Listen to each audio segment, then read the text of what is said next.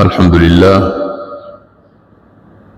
والصلاة والسلام على سيدنا محمد ابن عبد الله القائم لحقوق الله وعلى آله وصحبه ومن والاه، أما بعد.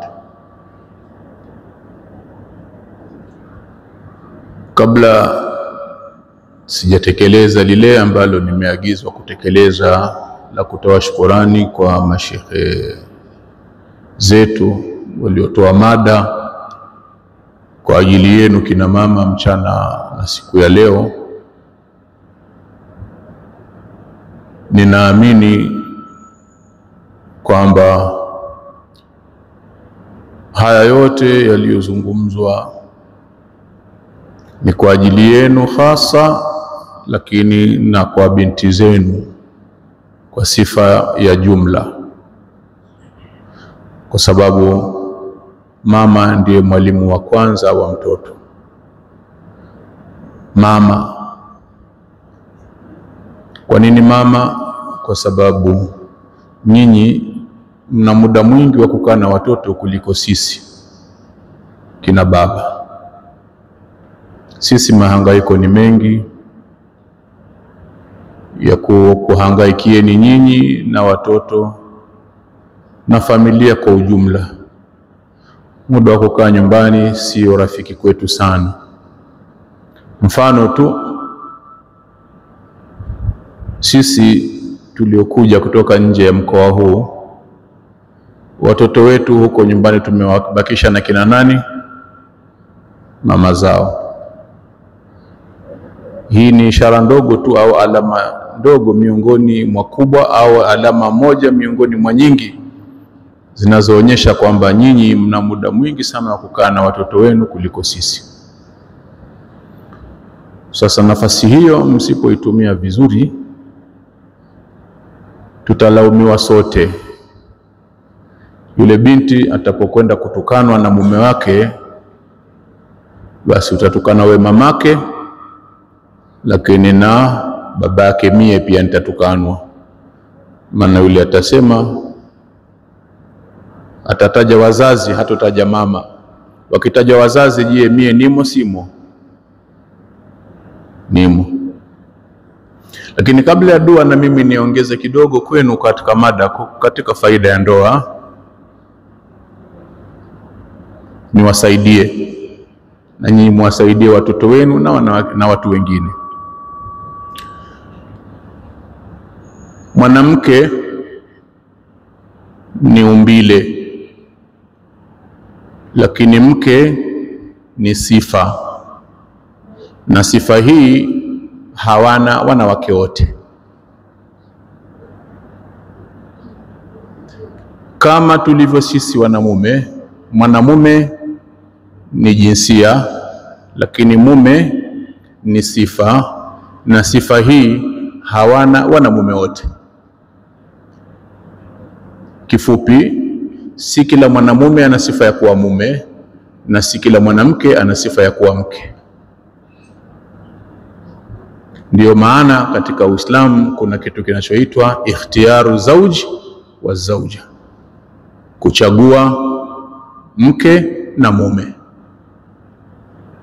Bimaana tuchague sifa. Tatizo la leo linalotupata katika ndoa zetu ni pale mume anatafuta mwanamke badala ya mke, na mwanamke naye anakubali kuolewa na mwanamume badala ya mume. Tubadilike hapo. La pili ninalotaka kuwasaidia kina mama, jitahidi kadri utakavyoweza, mfinyange yule mume wako awe rafiki yako.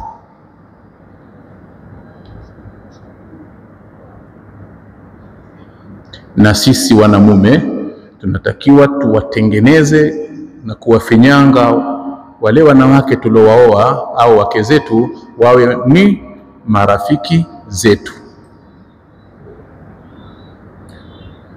Ndoa inayodumu kwa sifa ya mume na mke tu kwa miaka yote ina matatizo mengi ndani yake. na wakati mwingine haidumu, lakini ndoa ya marafiki inadumu.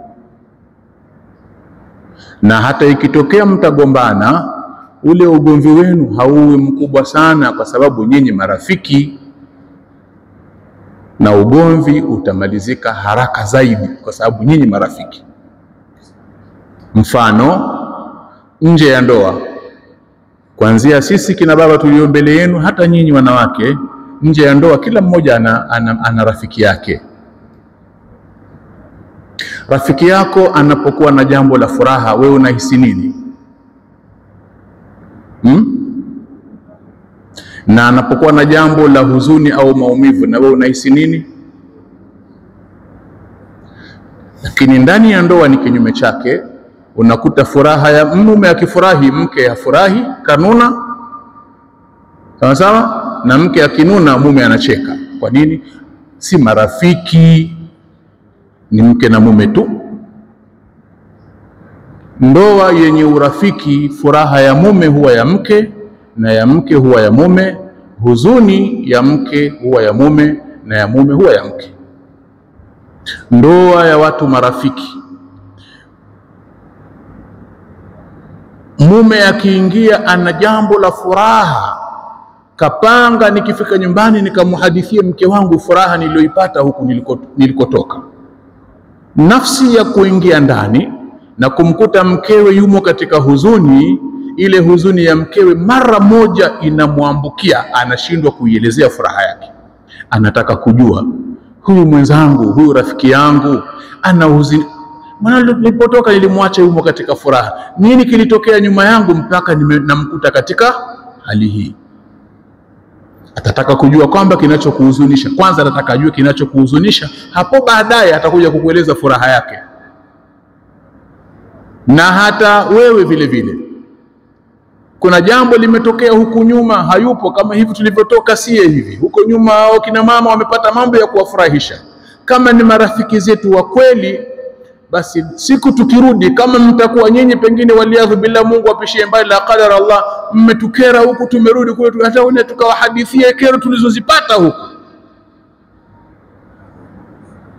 Nafsi ya kuwakuta wana furaha, wakishatuona tu tumeingia, lakini sura zetu sio zile tulizotoka nazo, watataka kujua huku tulikotoka tumepatwa nini? Mbona tumerudi tukiwa na huzuni na tulitoka tukiwa na furaha? Kwa nini ilitokea hivyo? Kwa sababu sisi na wao ni marafiki. Ndoa ya mke na mume marafiki inakaribia kuwa ni mwili mmoja, bimaana wote wawili, kila mmoja anahisi anachokihisi mwingine, kwa sababu ni marafiki.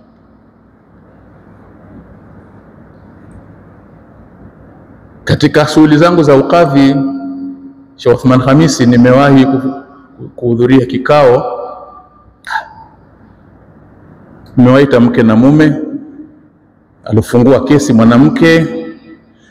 Unajua wenzetu hawa machozi yao yako kwenye mboni hapa. Ile anaanza kuzungumza na ule kwanza la pili akaangua kilio. Sikumshangaa kulia yeye, lakini kilichonishangaza ni hiki: alipoanza kulia, mume naye akalia.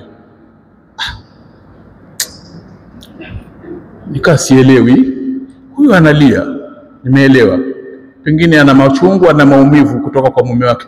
Huyu naye alioletwa kwangu kwamba ndio mtuhumiwa namba moja, analizwa nini? Sasa mimi nikamuuliza yule baba, bwana wewe unalia? Kanambia, shehe, wewe hujui tu kadhi, mimi mke wangu nampenda, yule naye anajua, hata nyumbani akiliaga na mimi nalia. Nikamwambia, barakallahu fik, Mungu akubariki, mshukuru Mwenyezi Mungu, wewe una mapenzi ya kweli kwa mkeo. Halafu huyu mkeo pamoja na magomvi yote, lakini rafiki yako, ndio sababu umefikia kukihisi anachokihisi. Lao angelikuwa huyu rafiki yako, basi nafsi ya kulia wewe ungecheka kumuona mjinga, bali bwege anailia hovyo hovyo. Na hayo ndio mapenzi ya kweli anatakiwa kuwa nayo mume, sio mwanamume. Mume anatakiwa kuwa hivyo. Fika mahala umhurumie mkeo. Huwezi kufika hapo mpaka awe rafiki yako kwanza. Tabia hii ya kuwa marafiki ilipokosekana katika ndoa imezalisha matatizo mengi. Ukilia kama nini sasa unakaa unalia, letea uchimvi nyumbani kwangu bana, peka uchimvi kwa babako na mamako huko. Unakaa unalia, wewe umelia nyumba ya misiba hii. Sasa sio rafiki yake. Sio rafiki yake. Hajali kilio chako.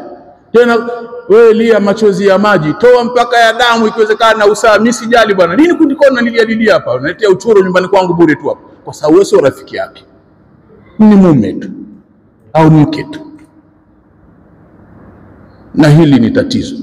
Na ukitaka kupata ukweli wa hili ninalosema, tazama zile ndoa za watu unaowajua, ndugu zako au jamaa zako ambao wameoana alafu pia ni marafiki.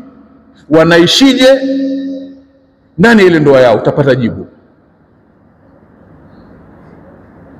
Sasa hatujachelewa, muda kwamba tuko hai, japokuwa kuna mwingine habebeki, unaweza kujitahidi kumfunda awe rafiki lakini mzigo. Lakini jitahidi, muombe Mungu akupe taufiki ufanikishe hilo. Baadaye utaona kheri zake. Katika majlisi zangu za ukadhi nimewahi kuwashauri baadhi ya wanandoa. Haya ndio wasema. Kuna ambao hawakurudi kunipa jawabu la matokeo, lakini kuna wale waliofanyia kazi baadaye wakarudi na kumshukuru Mungu. Unaona? Na wengine walinishukuru mie kabwela hapa, kaambia mshukuru Mungu sio mie. Mungu ndio akushukuriwa, mimi ndio kwa sababu tu, lakini Mungu ndio akushukuriwa. Mshukuru Mungu. Wanakuja kushukuru kwamba walipokwenda kufanyia kazi baada ya kuanzisha urafiki ndani ya ndoa yao, yani wamekuta ndoa yao ni tamu kuliko hata siku ile walipokuwa wakifunga ndoa. Ndoa yao imekuwa tamu zaidi kuliko siku ile.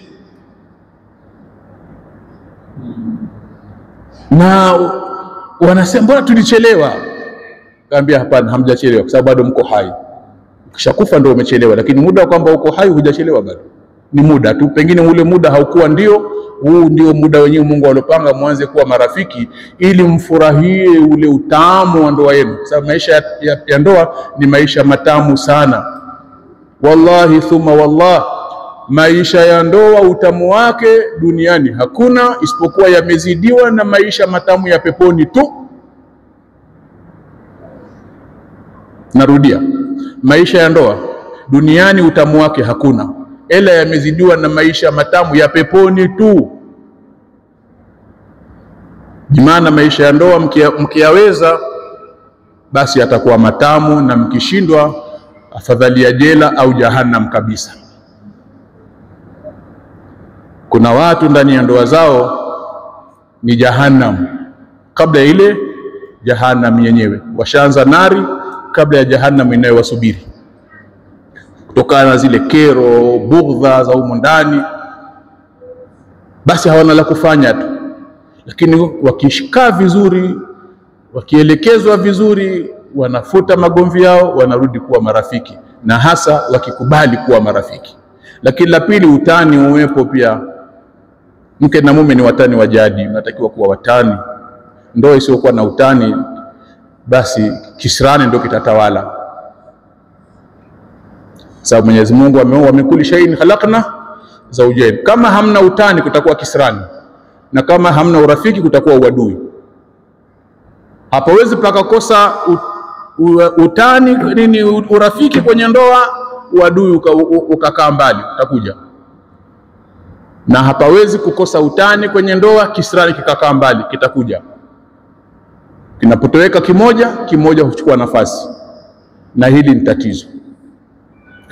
Mimi nipenda na mimi kabla ya hilo natakiwa kufanya niseme haya machache, kwa sababu nimeona ni ahamu yazungumze, kwa sababu ni chachu katika ndoa. Yakiwepo ndoa inakuwa vizuri sana sana, sababu mume wako akiwa rafiki yako hutaki kumkosa. Kama vile marafiki wenu hawa mitaani hutaki kumkosa, basi na mume akiwa rafiki hutaki kumkosa. Nafsi ya kukwambia kama hivi tulivyotoka sisi, mume wangu mimi nipata mwaliko mke wangu, mimi naenda Shinyanga maulidini. Mbona umekasirika mwenzangu, umeingiwa na simanzi? wangu unajua, lakini nilivyokuzoea humu ndani. Sasa nimezoea zile budha zako, ukirudi mara kile kitambaa cha kichwa umetupa huko, umenishika hivi, umenivuta shavu. Sasa atafanya nani na wewe utakuwa haupo kwa sababu rafiki yake? Kwani ukasiku ngapi huko? Nadhani kama wiki. Mtume, mume wangu wiki. Hiyo wiki haiona mwaka kwa sababu wewe rafiki yake. Lakini kama sio rafiki utakaa muda gani? Wiki. Mume wangu Sheikh Uthmani, ana wiki mbona kidogo? Mimi nadhani leo utakaa wiki 2-3 hivi.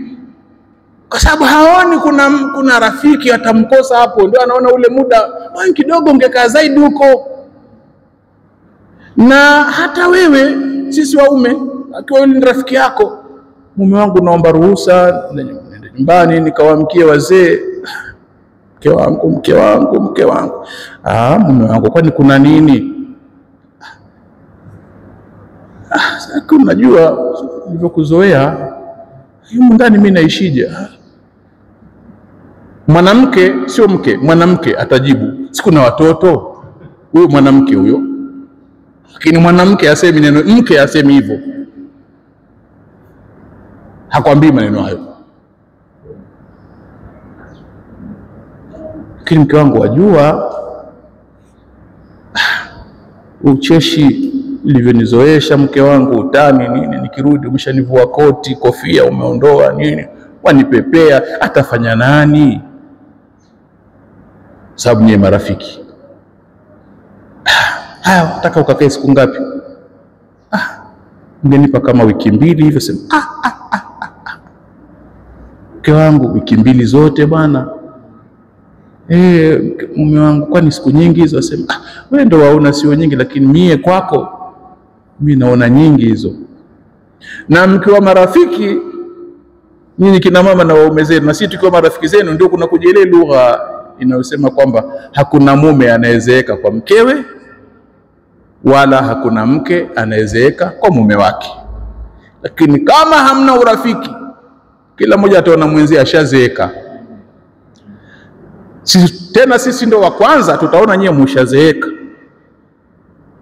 kwa ile zahma ya kubeba mimba, kujifungua, kunyonyesha watoto. Naona bwana mpaka waadhibillah, mpaka matiti yashafika huku sababu ya kuvutwa na ile mitoto yetu. Na hivi mtoto lingine mtihani, mama yake asonga ugali lakini linachacha mali nataka kunyonya, mama mpaka anaona isiwe tabu apitishia titi nyuma ya kwapa, anyonye huko nyuma ili aendelee kuandaa chakula. Toto linavuta pipe mpaka mama asikia na mishipa kama ya moyo na yenyewe inavutwa hivi.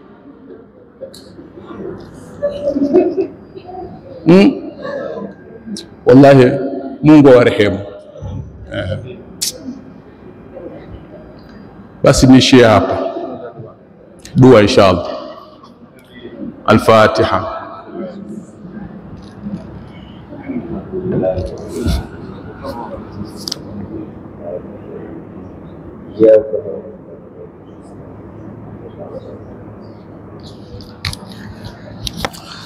بسم الله الرحمن الرحيم. الحمد لله رب العالمين وبه نستعين على أمور الدنيا والدين. Mola wetu wa haki,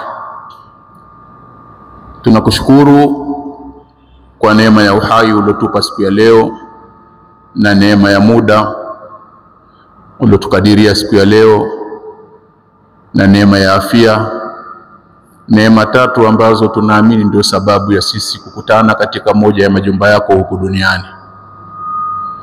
Tumekutana kwa ajili ya waja wako hawa, vijakazi wako kina mama, ili kuwapa nasaha miongoni mwa nasaha zako ulizomtuma mtume wetu kutuletea nasaha hizo, nasi tumefikisha kwao.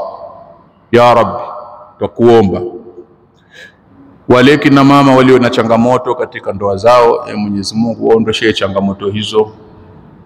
Waliopata bahati mbaya ya kupata waume wakorofi, Mwenyezi Mungu usiwatenganishe, bali warekebishie waume hao, waache ukorofi, wawe ni waume bora.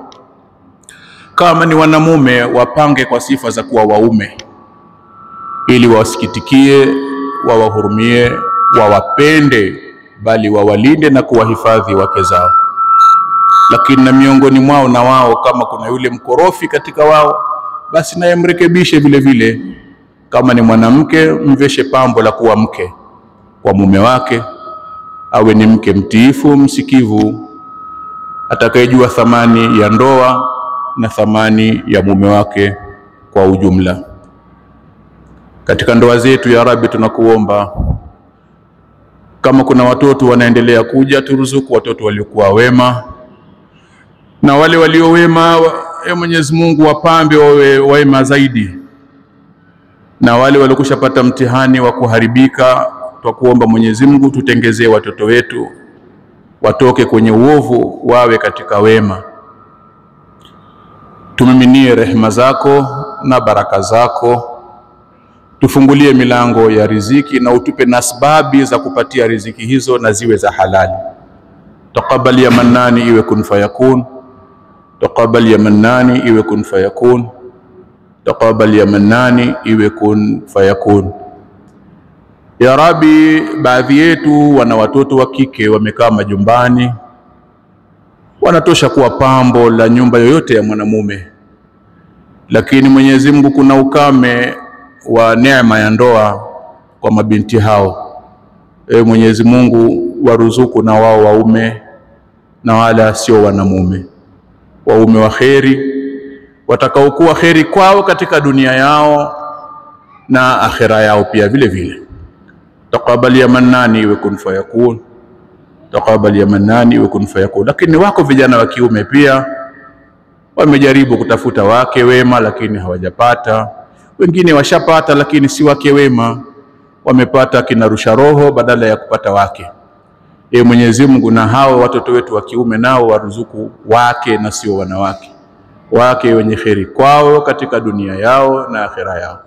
Lakini kwa watoto wetu wa kiume, ya Rabbi, waruzuku wale wake ambao watakuwa sababu ya watoto wetu wa kiume kupata radhi zetu. Maana wakati mwingine baadhi ya watoto wetu wamepata wake wa kutukera sisi wazazi wa waume zao, badala ya kutusikitikia na kutuenzi na kutufurahisha ili watoto wetu wa kiume tuwaridhie. Taqabbal ya Mannani iwe kun fayakun, taqabbal ya Mannani iwe kun fayakun, taqabbal ya Mannani iwe kun fayakun. Amina Rabbi amina, amina Rabbi amina, amina Rabbi amina. Tutaqabbalie ya Karim. Wa sallallahu ala sayyidina Muhammad wa ala alihi wa sahbihi wasallam, walhamdulillahi rabbil alamin.